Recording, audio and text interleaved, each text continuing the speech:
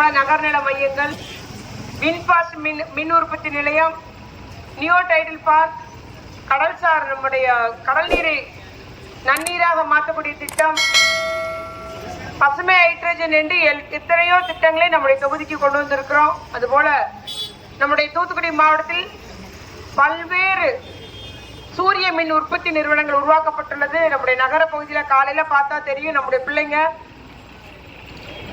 VinFast நிறுவனத்துக்கும் சரி, கங்கை கொண்டானுக்கு இருந்தாலும் சரி, அந்த அவங்க வேலைக்காக பஸ்ல ஏறி போறது நம்ம பஸ் ஸ்டாண்டு போன்ற முக்கியமான இடங்கள்ல பார்க்கலாம்.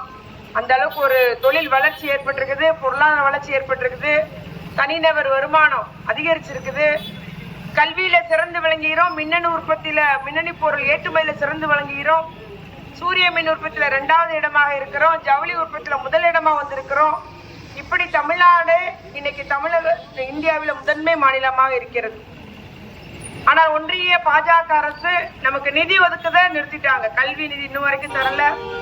100 நாள் வேலை திட்டம் நிதி ஒதுக்கீட குறைச்சாங்க, பின்பு பேர் மாற்றினாங்க, பின்பு பல்வேறு சரத்துக்கள். ஒரு ஒரு தகுதியுள்ள ஒரு நபருக்கு 100 நாள் வேலை அட்டை தமிழ்நாடு அரசால் போட முடியாது, அவங்க தான் போடணும், ஒன்றிய அரசு அப்படின்ற மாதிரி பல்வேறு கட்டுப்பாடுகளை வச்சு அந்த திட்டத்தையே ஓக்கக்கூடிய அளவுக்கு அவர்கள் நடவடிக்கை எடுத்து வருகிறார்கள்.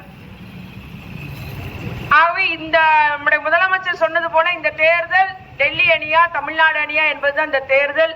தமிழ்நாட்டை காப்பாற்றிட, நம்முடைய மண் மொழி இனம் காப்பாற்றிட, நம்மளுடைய தமிழ் மொழியை காத்திட வேண்டுமானால் இந்த முறை கட்டாயம் மதசார்பற்ற முற்போக்கு கூட்டணி கட்சியின் வேட்பாளர் அத்துணை பேரும் வெற்றி பெற்றாக வேண்டும். நம்முடைய முதலமைச்சராக மீண்டும் நம்முடைய முத்துவேல் கருணாநிதி ஸ்டாலின் அவர்கள் மீண்டும் முதலமைச்சராக பொறுப்பேற்றிட வேண்டும். அதுதான் மிக முக்கியமான தேர்தல் இந்த தேர்தல்.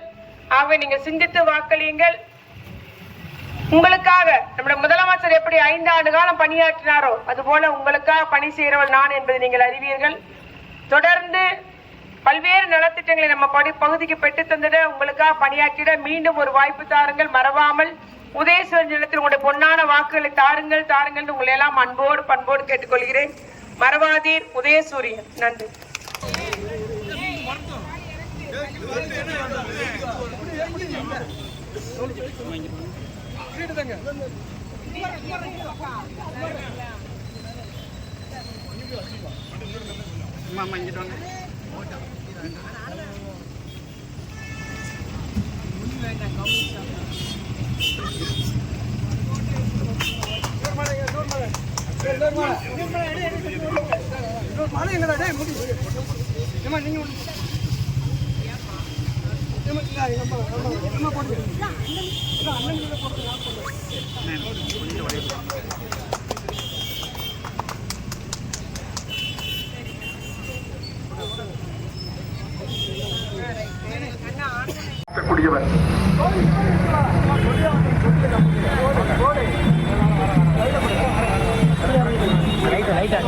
நமக்கு